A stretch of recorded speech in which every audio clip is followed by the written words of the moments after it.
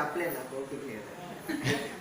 ఇప్పుడు చెప్పలేరు. అయితే ఈ అగస్త్యుడికి ఇలా జరిగింది. విశ్వకర్మకి ఏం చెప్పారంటే, నేను ఎక్కి ఉన్నప్పుడే విలువ, నేను ఎక్కి లేకపోతే విలువ లేదు. అందుకనే వాహనాల్లో భగవంతుడు ఎక్కి ఊరేగిస్తే నడవలేని ముసలమ్మ కూడా వచ్చి దండం పెట్టాలి. ఒట్టి వాహనం అక్కడ ఉంటే ఎవడు దండం పెట్టాలి, అవునా? ఊరికి నేను తాగి కూడా నమస్కారం, నిజమే కాదు. అందుకని ఆయనకు ఆ శాపం వర్తించింది, ఈ శాపం.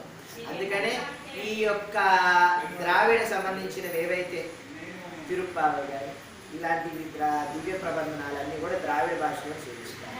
దాంట్లో ఆండాళ్ తల్లి తిరుప్పావై అంటే వేదాంతము, ఉపనిషత్తుల సారం, వేదానికి కూడా మూలం. దాంట్లో అమ్మవారు ఒక మాట చెప్తుంది, మార్గలి మదిలిన్నాడై నీరాడ పోదు వీర్పోద్. చక్కటి మార్గశీర్ష మాసం వచ్చింది, చక్కగా ఉన్నది. మనం పరమాత్ముని సేవించాలని చెప్తుంది.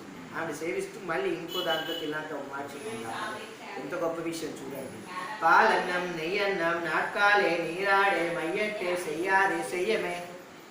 ఏంటి? పాలన్నం తిన్ను, నెయ్యన్నం తిన్ను, కాటుకు పెట్టుకోను, మంచం మీద కొనుక్కోను, పూలు పెట్టుకోను, అన్ని పరమాత్ముడికి అంకితం చేస్తాను.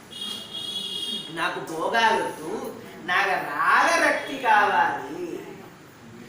ఏమి కావాలి? భక్తితో పాటు రాగరక్తి కావాలి. అందుకని 30 పాశురాలని అమ్మవారు అలా సేవించేవారు. సేవిస్తూ ఆ తల్లి ఒక మాట చెప్పారు, నేను ఎందుకు చేస్తున్నానంటే పరాను వాయుధ్యం కోసము. ఏమిటి? పరమపద సోపానము. దానికోసం 108 వైష్ణవ దివ్య దేశాలు ఉన్నాయి. 108 భూమి మీద లేదు, 106 ఉన్నాయి. 108లో ఈ 2 ఎక్కడ ఉందంటే వైకుంఠము, పరమపదం. అదేవిధంగా ఏమండి నేను 108 దివ్య దేశాలు చూసి వచ్చానండి అని చెప్తాను. ఏం ఉపయోగం? 108 దివ్య దేశాలు చూసి వచ్చామంటే 106 ఇక్కడే ఉన్నాయి. పరమపదం వైకుంఠం అక్కడ ఉంటే ఇంకా మళ్ళీ నువ్వు రాదు. మళ్ళీ ఇక్కడికి వచ్చి మళ్ళీ ఇక్కడ గుమ్మడికాయ ఒడియాలు, నువ్వు దప్పలం ఎందుకో అర్థమైందా? మళ్ళీ ఇక్కడికి వచ్చి గుమ్మడికాయ ఒడియాలు కావాలి, దప్పలం కావాలి, మళ్ళీ పెసరప్పడం కావాలి.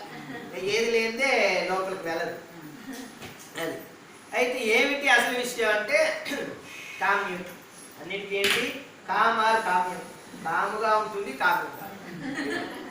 అర్థమైందా? బాగుంది. ఎక్కడ జరుగుతుంది? నేను హోమాలు చేశాను, నేను పూజలు చేశాను, నేను క్షేత్రాలు చేశాను, నేను దాన ధర్మాలు చేశాను, గురువు గారికి పాలసేవ చేశాను, ఎన్నో చేశాను. అర్థమైందా?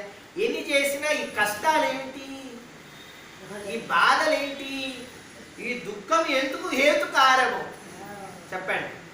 ప్రారంధమా, ఆగామిక, ఏ విధ కర్మలు?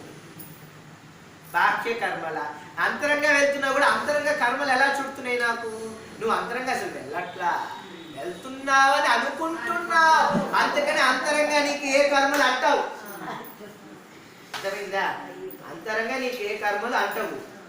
ఆ బ్రహ్మ కీట జనని వర్ణాశయ విదాయిని అంటే చిన్ని క్రిమి కీటకాలన్నిటిని సృష్టించేది ఆవిడే.